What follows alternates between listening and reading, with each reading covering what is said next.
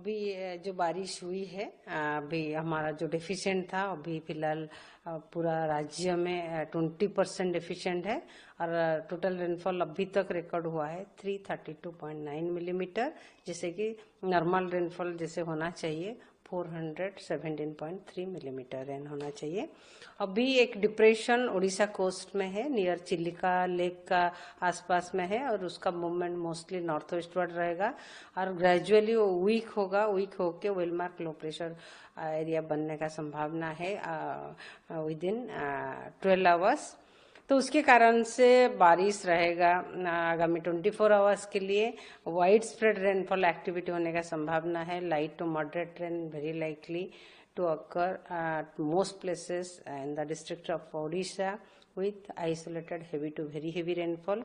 Very heavy rainfall is very likely at isolated places in the district of Ganjam, Gajapati, Rayagada, Nabarangpur, Koraput, Kalahandi and Malkanagiri district. With that, isolated heavy rainfall very likely in the districts of Kandhamal, Baud, Sonpur, Angul, Dhenkanal, Balangir, Nuapada, Nayagad, Khorda, Cuttack and Bargarh district.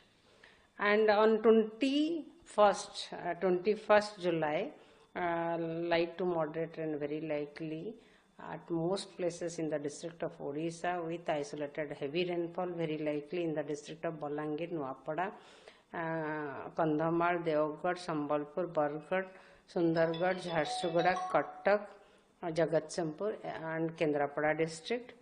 And on 22nd, light to moderate rain very likely at most places in the district of Odisha with isolated heavy rainfall very likely in the district of Bargarh, Jharsuguda, Sundargarh, Keonjhar, Mayurbhanj, Palesar and Bhadrak districts.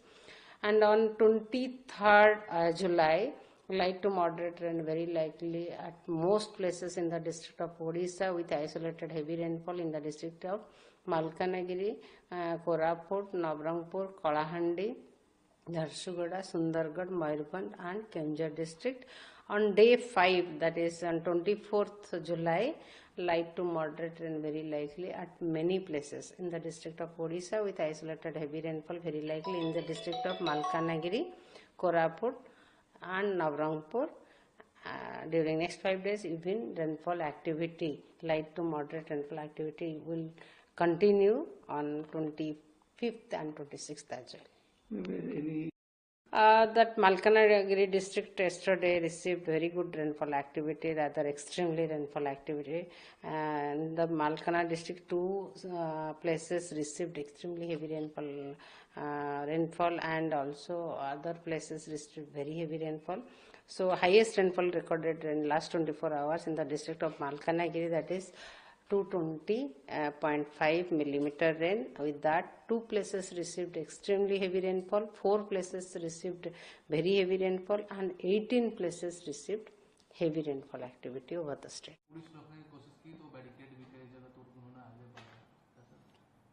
देखिए, law and order पर अगर जो विपक्ष गंभीर है तो पहले हमने कहा था कि वो शपथ ले, संकल्प करे, घोषणा करे कि किसी अपराधी को हम टिकट नहीं देंगे, किसी आतंकवादी उग्रवादी को मैं सदन में नहीं भेजूंगा और अपराधी को टिकट नहीं दूंगा, माफिया को, दारू माफिया, बालू माफिया को मैं उम्मीदवार नहीं बनाऊंगा।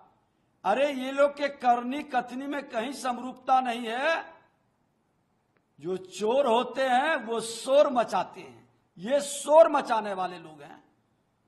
मैंने खुला निमंत्रण दिया है कि भारतीय जनता पार्टी अपराधी माफिया को कहीं महत्व तरजीह नहीं देता है हिम्मत राजद को, है हिम्मत जिस उग्रवादियों को सदन तक पहुंचाता है, अपराधियों को सदन में लाता है, आतंकवादियों को संरक्षित करता है, भ्रष्टाचारियों को भी गलबहियां कर करके जेल में बंद रहने के बाद भी उसके साथ गठबंधन बनाता है और अपराध के विरुद्ध आंदोलन करे। अपराधी को चुन चुन करके अगर जो कोई ठंडा सकता है तो वो एनडीए गठबंधन, भारतीय जनता पार्टी।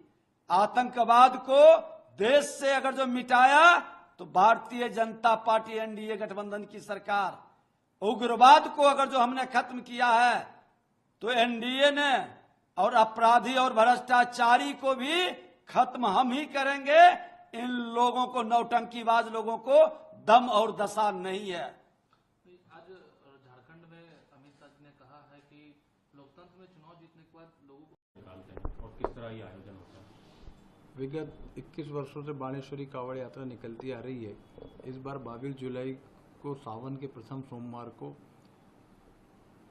महेश्वर से मां नर्मदा का दुग्धाभिषेक कर यात्रा प्रारंभ होगी, जो 22 से 29 तक चलेगी। सावन के दूसरे सोमवार को भगवान भूत भावन राजा महाकालेश्वर का जलाभिषेक कर यात्रा संपन्न होगी। यह यात्रा 8 दिनों तक चलती है। इस यात्रा में लगभग 4 से 5 हजार कांवड़ यात्री यात्रा करते हैं। हमारी यात्रा का उद्देश्य धर्म का जागरण करना, धर्म के प्रति युवाओं को जोड़ना, सनातन धर्म की रक्षा के लिए हम लोग यह यात्रा निकालते हैं। साथ ही ये यात्रा पहले दिन गुजरी, दूसरे दिन मानपुर, महू, धर्मपुरी, बंद पिपलई होते हुए उज्जैन पहुंचेगी। पूरी यात्रा में आप भी पैदल चलते हैं? हाँ, पूरी यात्रा में 21 सालों से तो चल रहा हूँ पैदल। यूपी में एक आदेश दिया है पुलिस विभाग ने कि सभी दुकान या कांवड़ जो यात्रा मार्ग रहेगा उसमें सभी दुकानदार अपने दुकानों के बाहर अपना नाम लिखें। बिल्कुल लिखना ही चाहिए, अपना नाम लिखना चाहिए, अपनी आइडेंटिटी, अपना नाम, दुकान का नाम, उसके बाद प्रोपराइटर का नाम लिखने में क्या बुराई है। हम भी योगी जी ने जो बोला है उसका समर्थन करते हैं कि लिखने में कोई बुराई नहीं है, अपनी आइडेंटिटी लिखने में क्या दिक्कत है। मध्य प्रदेश में भी आप ये मांग करते हैं मुख्यमंत्री जी से कि इस तरह का आदेश निकाला जाए? अब मुख्यमंत्री जी से चर्चा करेंगे, इस विषय पे बात करेंगे। तो पत्र लिखने जा रहे हैं या? बात करूंगा मैं उनसे।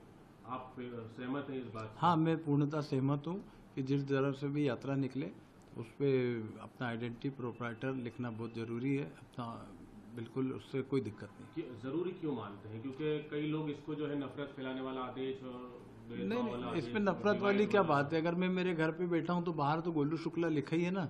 आपका नाम आपके घर में या आपके शॉप पे आपका नाम लिखा तो उसमें नफरत वाली कोई बात ही नहीं है, अपनी आइडेंटिटी हो जाएगी। ये जरूरी क्यों मानते हैं? क्योंकि पहले कुछ विवाद भी हुए हैं इसको लेकर।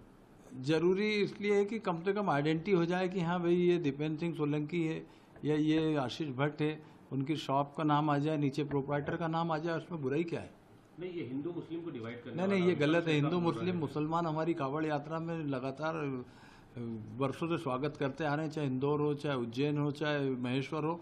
मुस्लिम समाज के लोग बहुत स्वागत करते हैं कांवड़ यात्रा। पुणे एक बहुत बड़ा टेक्नोलॉजी हब है। रेलवे ने 3-4 सॉल्यूशंस जो कि यूजर्स के कंफर्ट के लिए, ट्रैक के इंस्पेक्शन के लिए, वो सब यहाँ पे डेवलप करने का कुछ महीनों पहले एक फैसला लिया था। उसके तहत ट्रैक की इंस्पेक्शन की ये मशीन डेवलप हो रही है यहाँ पर, जो कि माइन्यूट से माइन्यूट चीजें समझ सके और सेफ्टी में उसकी बहुत अच्छा रोल रहेगा। दूसरा, आपने देखा जो लॉन्ड्री है उसकी क्लीनिंग का सिस्टम AI बेस्ड कैमरा से आज करीब 2% लॉन्ड्री को सैंपल चेक किया जाता है। इससे 100% चेक होता है और जो भी ढंग से क्लीन नहीं हुआ हो उसको रिजेक्ट किया जाता है। ये एक एक्सपेरिमेंट है, अभी पायलट स्टेज पे है। जैसे जैसे डेवलप होगी ये टेक्नोलॉजी वैसे देश के सभी जगह लगाएंगे। इससे ये जो AI बेस्ड टैगिंग सिस्टम है, आपने भी देखा, ये एक मॉडल बन सकता है और आगे जाके देश में बिल्कुल उसको लेकर क्या प्लान्स हैं? अभी पहला प्लान है कि ये वाला मॉडल अच्छे से ट्रेन हो और उसके बाद में सेंट्रल रेलवे और वेस्टर्न रेलवे, इसकी जितनी भी लॉन्ड्रीज हैं उन सब में इसका इंस्टॉलेशन हो और मॉडल की लर्निंग हो। उसके बाद में एक एक करके हर जोन में पूरे देश भर में लगाएंगे। ऑब्जेक्टिव समय की बचत हो और ऑब्जेक्टिव है क्लीनिंग, ऑब्जेक्टिव है क्वालिटी, ऑब्जेक्टिव वो है। इसके अलावा आज पुणे के ओवरऑल रेलवे डेवलपमेंट पे बहुत फोकस किया। विशेषकर अगर हम चालू करें मुंबई से पुणे का जो घाट सेक्शन है, उस घाट सेक्शन में 1/37 की ग्रेडियंट है, जिसके कारण हर वक्त एक बैंकर लगाना पड़ता है हर गाड़ी के लिए। उसको सॉल्व करने के लिए करीब 2 साल पहले से काम चालू हुआ है और नया अलाइनमेंट एक उसका सोल्यूशन जिसमें 1 in 100 की ग्रेडियंट पे गाड़ी आ सके, ट्रैक आ सके, वो व्यवस्था करने का काफी लंबी एक एक्सरसाइज हुई है, डिटेल्ड एक्सरसाइज हुई है। आज उसका इंस्पेक्शन भी किया और सोल्यूशन बहुत अच्छा फिजिबल लग रहा है। उसको आगे ले जाना है। अब आगे उसका डीपीआर बनाना, डीपीआर बना के प्रोजेक्ट बना के उसको सैंक्शन कराना थोड़ा लंबा प्रोसेस है, बट एक लॉन्ग टर्म सोल्यूशन उससे हो सकता है, पहला। दूसरा, लोनावाला से पुणे के लिए जो 3rd और 4th लाइन है, उसके संबंध में जो विषय, जो सैंक्शंस अप्रूवल्स की जरूरत थी, वो सब भी आज डिस्कस हुए। जीएम साहब को गो अहेड दे दिया है। तीसरा, पुणे जंक्शन को एक मॉडर्न स्टेशन बनाने के लिए, वाइल मेंटेनिंग इट्स हेरिटेज को मेंटेन करते हुए, उसमें ये डिसीजन लिया आज कि इसको फेज वाइज डेवलप करना उचित होगा, क्योंकि पुणे स्टेशन बहुत ही कंजेस्टेड स्टेशन है, बहुत इसमें डिमांड बहुत हाई है। तो पुणे स्टेशन को फेज वाइज डेवलपमेंट करने का आज फैसला लिया गया। मैंने पर्सनली अभी इंस्पेक्ट किया था स्टेशन, और जीएम साहब, डीआरएम सब के सब ऑफिसर्स भी थे, सभी को वो डायरेक्शन दिया गया कि आप इसको फेज वाइज करो। पहले सेकेंड एंट्री करो, फिर सर्कुलेशन एरिया को बढ़ाओ, उसके बाद में बिल्डिंग्स के डेवलपमेंट की नेक्स्ट फेज में करो। तीसरा, पूरे पुणे एरिया की कैपेसिटी कैसे बढ़े, तो उसका भी पूरा एक मास्टर प्लान तैयार हुआ है। उस मास्टर प्लान में 3-4 स्टेशन हैं जो कि इम्पोर्टेंट है, उरुली, हड़पसर, खड़की और एक चौथा स्टेशन शिवाजी नगर। इन सब स्टेशंस में कैपेसिटी बढ़ाना और उरुली में एक मेगा टर्मिनल बनाना, इन सब चीजों को ध्यान में रखते हुए एक कॉम्प्रिहेंसिव प्लान बना है, जिसको आने वाले 4 से 5 वर्षों में इम्प्लीमेंट किया जाएगा फेज बाय फेज, और पुणे की कैपेसिटी को बहुत बड़ी मात्रा में बढ़ाया जाएगा। पुणे से अहमदनगर की लाइन की डिमांड बहुत लंबे टाइम से थी, वो भी आज उसका फैसला भी हुआ है, उसको गो अहेड दे दिया है, और पुणे से अहमदनगर की लाइन, पुणे से नगर की लाइन का भी वो गो अहेड दे दिया है। और पुणे नासिक में जो ऑब्जर्वेटरी का इश्यू है, उसको भी सॉल्व करने की कोशिश जारी है अभी, और मुझे लगता है जल्दी से उसका सॉल्यूशन भी आ जाना चाहिए, तो पुणे नासिक कनेक्टिविटी भी अपनी आगे बढ़ जाएगी। तो ओवरऑल पूरे पुणे एरिया के लिए कैसे कैपेसिटी को आज की कैपेसिटी से कम 2 गुना करें, वो फोकस है। साथ ही साथ मुंबई से कनेक्टिविटी, साउथ से कनेक्टिविटी, नॉर्थ से कनेक्टिविटी, वेस्ट से कनेक्टिविटी, उससे रिलेटेड जितने भी प्रोजेक्ट्स हैं, वो प्रोजेक्ट भी ढंग से आगे ले जाना।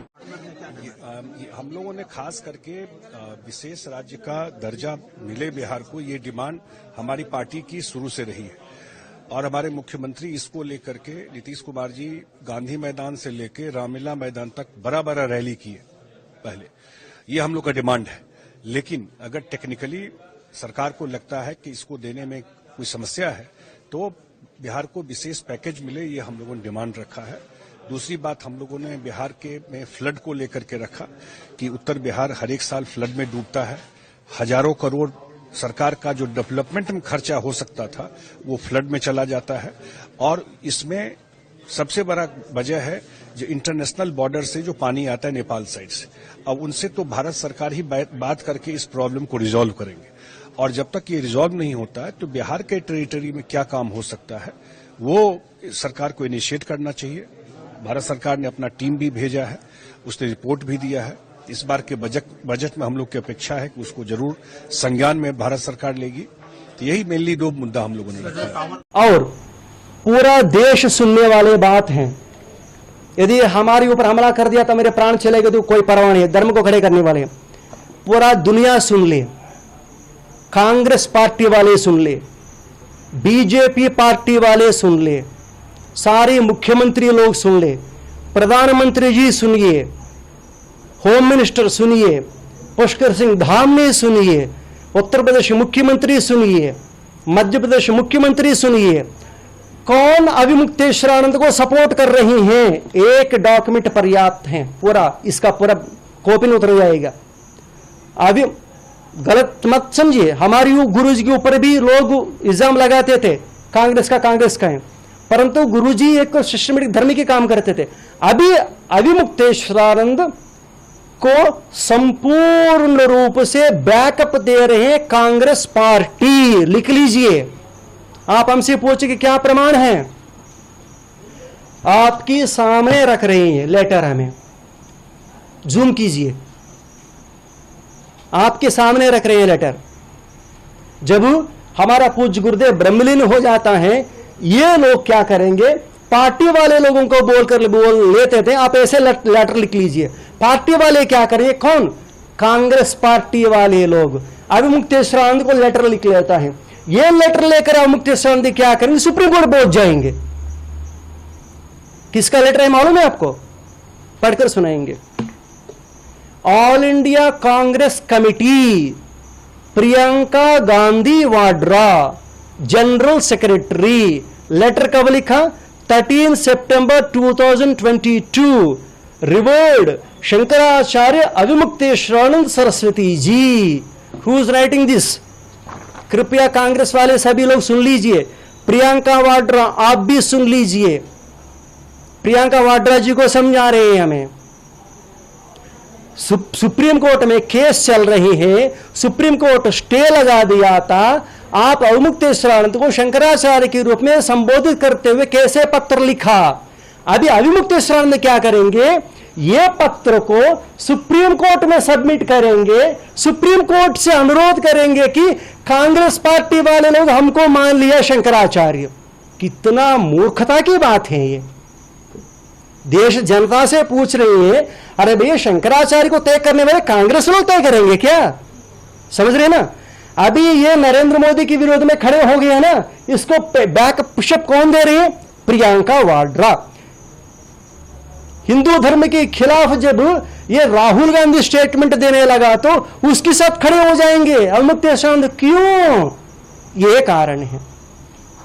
रिकॉर्ड के साथ पूछ रहे हैं ना।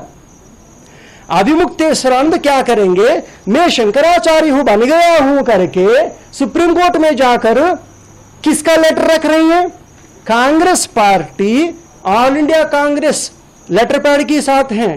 प्रियंका वाड्रा दी गया लेटर को सुप्रीम कोर्ट में सबमिट कर रही है। कितना मूर्ख हैं लोग, समझ रहे हैं।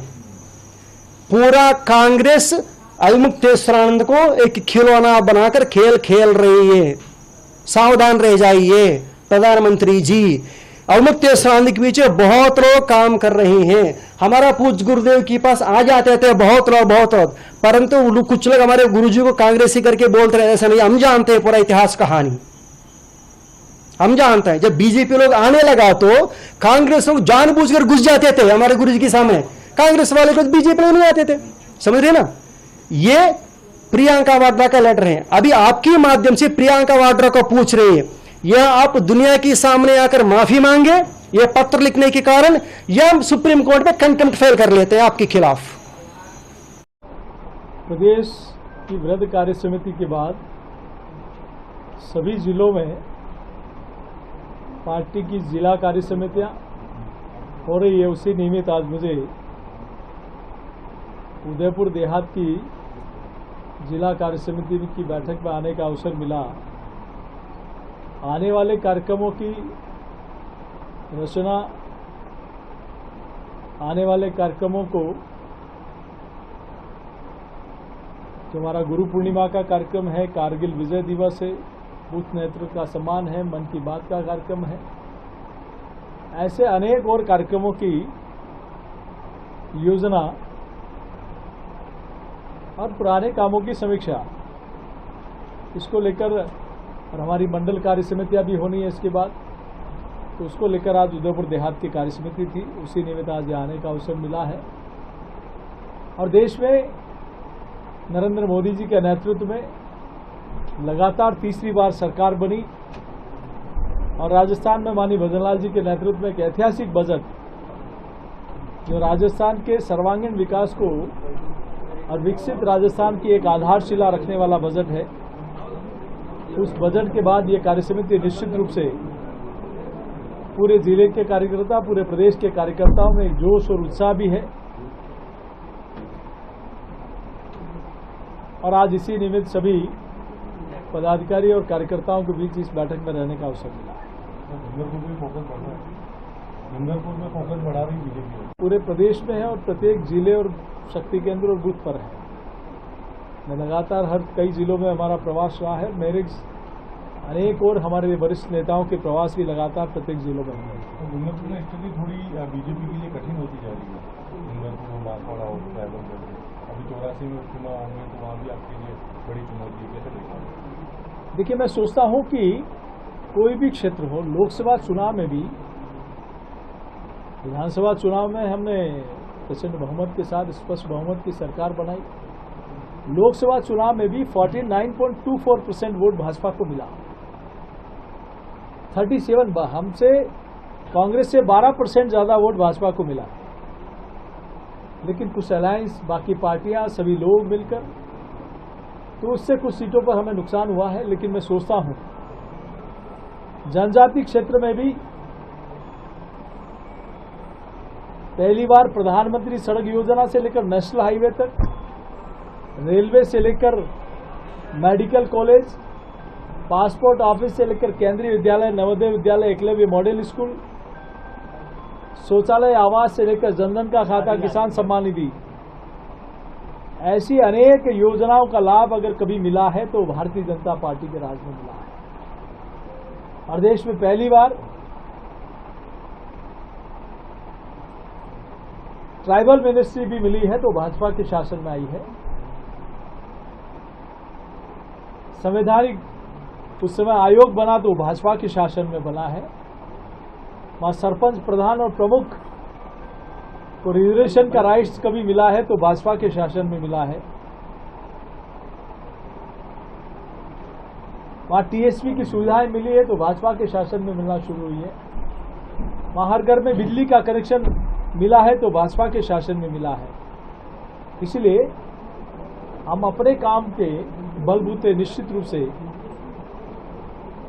वहां भाजपा के व्याप को बढ़ाने का काम करेंगे। कि मोदी जी का नारा है एक पेड़ माँ के नाम, और ये सभी जानते हैं कि माँ से बड़ी चीज दुनिया में कोई नहीं होती। और मोदी जी ने जो नारा दिया है वो इसलिए दिया है कि पेड़ लगाना बहुत ज़रूरी है। और आज दुनिया में ग्लोबल वार्मिंग हो रही है। इस बार जितनी गर्मी पड़ी पहले कभी पड़ी नहीं जितनी इस साल पड़ी। लखनऊ का टेम्परेचर 46-47 डिग्री हो गया। दिल्ली का टेम्परेचर तो 50 डिग्री क्या 52 डिग्री तक पहुंचा कुछ जगह पे।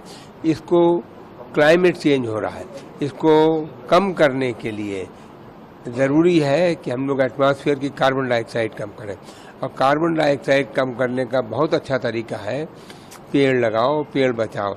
हमारे मुख्यमंत्री जी कहते हैं पेड़ लगाओ, पेड़ बचाओ, पर्यावरण बचाओ। तो मैं यही कहूँगा कि आज बहुत बड़ा काम हुआ है और शाम तक हम लोग 46.5 करोड़ पेड़ लगा चुके होंगे। और जिस तेजी से ये काम लोगों ने किया है, ख़ास तौर से आम पब्लिक इस कार्यक्रम से जितना जुड़ी, यही वजह है कि कार्यक्रम इतना सक्सेसफुल रहा। हर तरफ मैं देख रहा हूँ, जवान हो या बुजुर्ग हो, महिला हो या पुरुष हो, छात्र हो या नौजवान हो, सरकारी अधिकारी हो, कर्मचारी हो, जुडिशरी हो, प्रेस के सभी बंधु, मीडिया के बंधु, सब लगे हुए हैं इस काम पे और सब पेड़ लगा रहे हैं। और पेड़ सुरक्षित जगह पे लगा रहे हैं, पार्क के अंदर लगा रहे हैं, ऐसी जगह जहाँ तार का बाड़ा हो, सड़क पे लगा रहे हैं तो ट्री गार्ड के साथ में लगा रहे हैं। यही वजह है, सबके सहयोग से और आम जनता के द्वारा पूरी तरह से इसे लग जाने से ये कार्यक्रम सक्सेसफुल हो रहा है। परंपरागत रूप से सर्वदलीय सभा होती है कि जिससे हम सदन की कार्रवाई और विषय उठा सकें और कार्रवाई शांतिपूर्वक चल सके। पर अब तक का अनुभव तो यही है कि किसी भी हालत में भाजपा यहां बात कुछ करती है और सदन के अंदर उल्टा आचरण करती है। हमारे सामने बहुत से मुद्दे हैं, महंगाई, बेरोजगारी, पेपर लीक, जिस तरह चीन ने हमारे जो गश्त करने हम जा रहे थे वहां पे एक नया सुरक्षा ठिकाना बना के हमारी गश्त रोक दी, राष्ट्रीय सुरक्षा, तमाम महापुरुषों के जो यहाँ पर पार्लियामेंट हाउस के अंदर स्टैचू लगी थी, बिना किसी डिस्कशन के उनको दूसरी जगह ले जाके लगा देना, रोज संविधान की हत्या करना, संवैधानिक एजेंसियों का दुरुपयोग करना, खेतिहर किसान, मजदूर, इनकी हालत दिन ब दिन खराब होती जा रही, किसान की आर्थिक स्थिति खराब हो रही और कुल मिला के आप देखें तो महंगाई, बेरोजगारी सारे रिकॉर्ड तोड़ रही। तो इस पर हम चर्चा करेंगे, मणिपुर पे भी चर्चा करेंगे, जो रेल दुर्घटनाएं हो रही इन पे भी चर्चा करना चाहते हैं। पर महंगाई, बेरोजगारी तो एक ऐसी समस्या है जिससे पूरा देश जहर की तरह उद्दस रहा है देश को। सर, इसके अलावा नीट का क्या रहेंगे? नीट का आप लोगों का एजेंडा क्या रहेगा? नीट को लेकर पिछले सत्र के अंदर 10 दिन का स्पेशल सेशन था, आप लोगों ने बाकायदा मांग करी थी कि इसके ऊपर डिस्कशन होनी चाहिए। पिछली बार तो हो नहीं पाया, इस बार भी प्रयास करेंगे।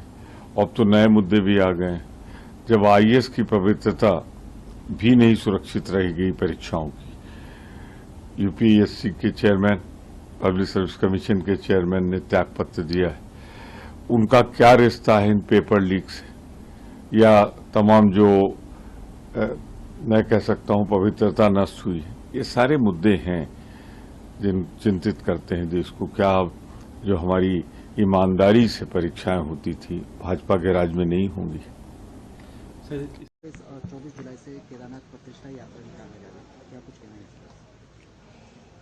देखिए, 2013 में जब उत्तराखंड के अंदर बाबा केदार के प्रांगण और उसके आसपास बहुत भयंकर आपदा आई थी, भयंकर आपदा के समय में पूरा केदारनाथ और उसके आसपास का क्षेत्र पूरी तरह से क्षतिग्रस्त हो गया था और उस समय पर काफ़ी नुकसान हुआ था। और 2014 में प्रधानमंत्री मोदी जी जब देश के प्रधानमंत्री बने, उनके बनने के बाद केदार बाबा का नया स्वरूप पूरे देश दुनिया के सामने आया। नवनिर्माण का काम, पुनर्निर्माण का काम, केदार धाम को नए रूप में बनाए जाने का काम तेज गति से चला, 1 चरणों में, 2 चरणों में, 3 चरणों में। और आदरणीय प्रधानमंत्री जी ने स्वयं आकर गुफा के अंदर प्रवास किया, रात्रि को वहीं रहे, उन्होंने ध्यान लगाया और लगातार उसकी समीक्षा की, मॉनिटरिंग करी। और नवनिर्माण के कार्यों का अनेक जो कार्य हो रहे हैं वहाँ पर, चाहे वो सरस्वती पर बनने वाले सरस्वती घाट हों या पीछे की रिवर फ्रंट हो, ध्यान केंद्र हों, शंकराचार्य जी की समाधि हों, तीर्थ पुरोहितों के आवास हों, सब पर काम हो रहा है। रोपवे का भी शिलान्यास होकर उस पर भी काम आगे बढ़ रहा है। आज बाबा केदार पूरी दुनिया के अंदर भव्य रूप में और दिव्य रूप में पूरी दुनिया आज जान रही है। बाबा का जो स्वरूप है पूरी दुनिया में जा रहा है, जो हमारा ये धाम आस्था और श्रद्धा का केंद्र है। और लगातार सालों में आने वाले जो बाबा के भक्त हैं पूरे देश दुनिया के, उनकी संख्या भी कई गुना बढ़ गई है। और ऐसे समय में जब कोई इनकी यात्रा निकलती है न्याय यात्रा के नाम से, वहाँ पर हमारे उत्तराखंड के कांग्रेस पार्टी के सभी नेता जाकर कहीं न कहीं उत्तराखंड की 4 धाम यात्रा के बारे में उसकी कमियां गिनाते हैं। कभी यात्रा चलती है तब कमियां गिनाते हैं। आज सारे देश दुनिया के इतनी बड़ी भक्त संख्या में आ रहे हैं और कांग्रेस ने अपने समय में बाबा केदार के लिए कोई काम नहीं किया। उनको ये यात्रा की जगह प्रायश्चित यात्रा निकालनी चाहिए और बाबा के सामने और देश दुनिया के श्रद्धालुओं के सामने, जो लोग बाबा केदार पर गहरी आस्था रखते हैं, उनसे क्षमा मांगनी चाहिए कि वो स्वरूप बिगाड़ रहे हैं, 4 धाम यात्रा को खराब कर रहे हैं, जिसके कारण से आने वाले समय में लोगों के अंदर गलत मैसेज जाता है, गलत संदेश जाता है। राजनीति करने के बहुत सारे विषय हैं, ये राजनीति करने का विषय नहीं है, इस पर राजनीति नहीं होनी चाहिए। देखिए, इस संबंध में कल भी हम पटना में भी बोले हैं कि विधि व्यवस्था के संबंध में ये जो अभी इंडिया गठबंधन के लोग हैं, यानी महागठबंधन के लोग हैं, इनको बोलने का कोई राइट नहीं है। और हम कहते हैं कि ये लोग थेथरोलॉजी कर रहे हैं।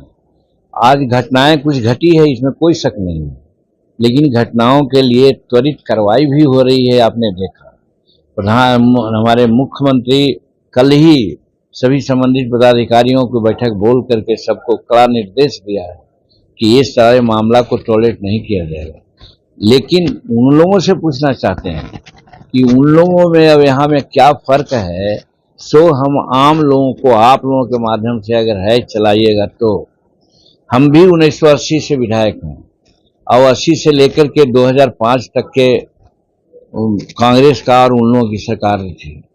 तो जब राबड़ी जी की सरकार थी, लालू जी की सरकार थी, तो अपहरण होता था, मर्डर होता था, तो एक नंबर में जो अभी है मुख्यमंत्री निवास, वहां बुलाया जाता था जो मर्डरर है उसको, और जिसका परिवार मारा गया है उसको बुला करके कहा जाता था कि अरे भाई ये सब जो लोग है मर्डरर, अनएम्प्लॉयड है, भूखा है, कुछ पैसा कौड़ी दे दीजिए, मामला साफ हो जाएगा।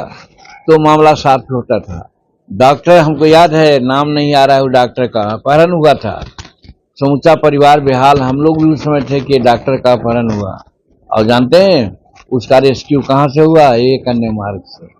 जब मांग रहा था उस समय शायद 10 लाख या 12 लाख, तो 5 लाख दे करके हुआ। वो बात तो आज यहाँ नहीं हो रही है। तो लॉ एंड ऑर्डर की प्रकाष्ठा तो उस समय थी, आज तो लॉ एंड ऑर्डर ऐसा कुछ है ही नहीं। जब होता है तो कार्रवाई होती है, कोई भी होता है तो उस पर किसी प्रकार को न बचाने का न फंसाने का यह है। इसलिए हम कहना चाहते हैं कि विरोधी दल के लोग अपना काम है वो अपना करते हैं, अलग चीज है, लेकिन वो थेथरई है, उन लोगों का कोई लॉजिक नहीं है। अभी बिहार का कानून व्यवस्था हम समझते हैं कि उतनी बिगड़ी नहीं है, बहुत हद तक ठीक है। कल आपने कहा है कि आपकी क्षमता पर सवाल उठाए, आज हमारी पार्टी नहीं, यही सब आप लोग गलत बताते हैं।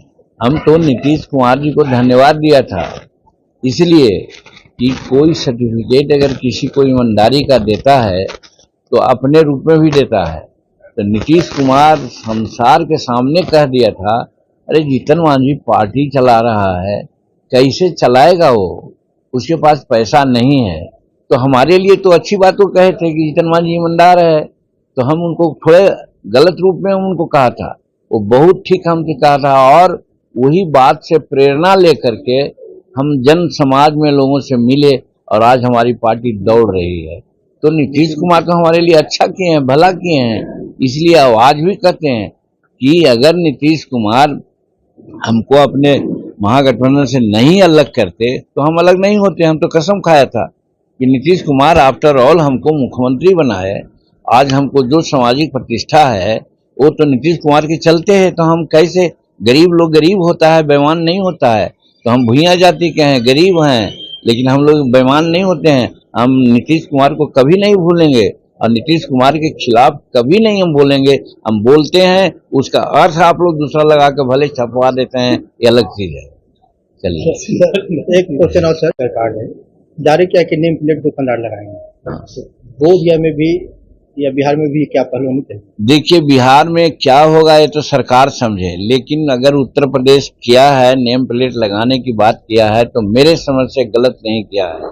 आज यहाँ प्रमोद लड्डू है, हम लोग लड्डू खाने वाले, अगर ऐसे ही रहता, नेम प्लेट नहीं लगता, तो प्रमोद दुकान में नहीं जाते हम लोग। और जब मालूम होता है कि प्रमोद लड्डू अच्छा है तो वहां चले जाते हैं।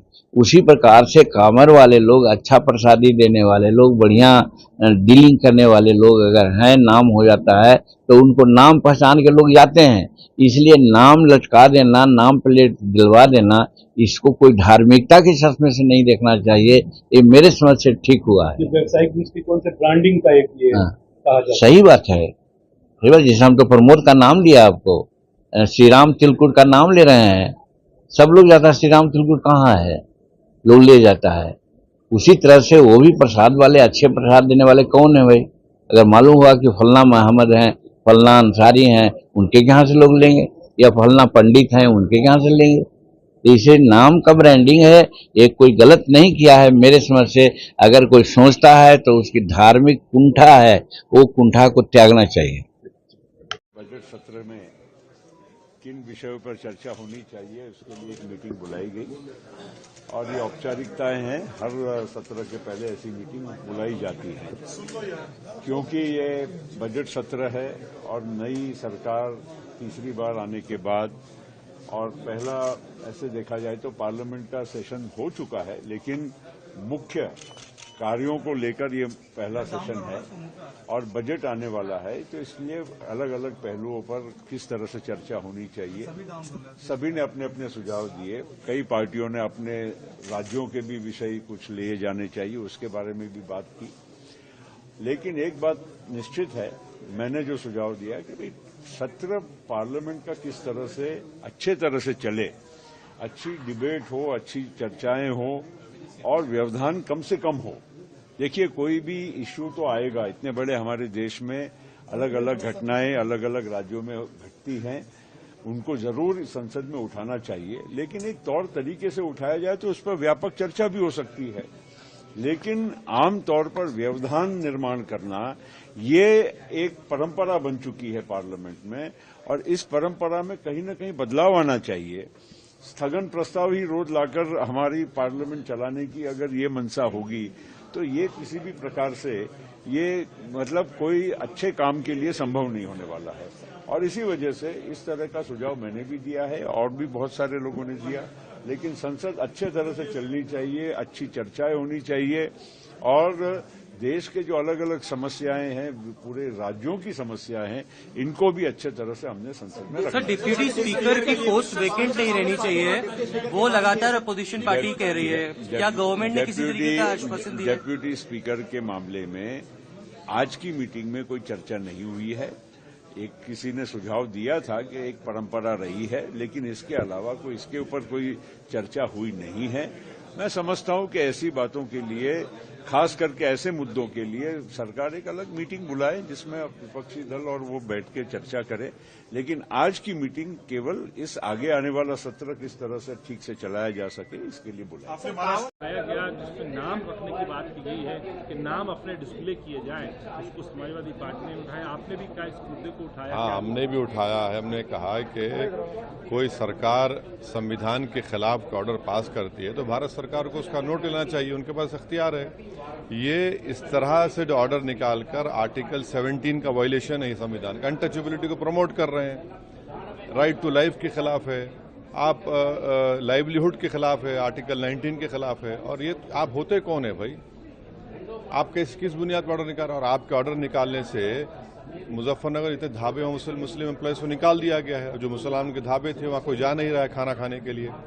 अब ये कहाँ रुकेगा? कल कोई मुसलमान बोलेगा रमजान में 30 दिन रोजे रखता हूँ, 15 घंटे में पानी नहीं पीता हूँ, पानी मत पिलाइए किसी को। ऐसा कर सकते क्या आप? और किस बुनियाद पर आपकी AFC को मैकडॉनल्ड से इतनी मोहब्बत कैसा होगी आपको? उनको कहा जा रहा है क्या?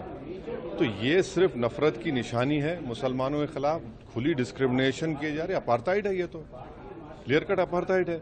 और हम विकसित भारत की बात कर रहे हैं या फिर हिटलर की भारत की बात कर रहे हैं? सरकार ने कोई आश्वासन दिया? नहीं, सरकार ने दुकानों पे, ढाबों पे, रेस्टोरेंट पर अपनी पहचान बतानी होगी।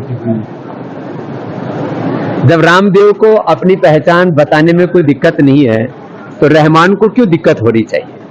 तो अपने नाम पर तो सबको गौरव होता है, तो नाम छिपाने की कोई जरूरत नहीं है। अपने कार्य को शुद्धता और प्रामाणिकता से करने की आवश्यकता है। यदि हमारे कार्य में शुद्धता और पवित्रता है तो हमारा नाम चाहे हिंदू है, मुसलमान है, हम किसी भी वर्ग से ताल्लुक रखते हैं, ब्राह्मण, क्षत्रिय, वैश्य, दलित, आदिवासी, वनवासी, हम सब भारतवासी हैं। और सबको अपने भारतीय होने पर, अपने हिंदू होने पर, अपने मुसलमान होने पर, अपने सिख, जैन, बौद्ध होने पर, अपने दलित होने पर, अपने OBC होने पर, अपने ब्राह्मण, क्षत्रिय आदि होने पर सबको समान रूप से गौरव होना चाहिए।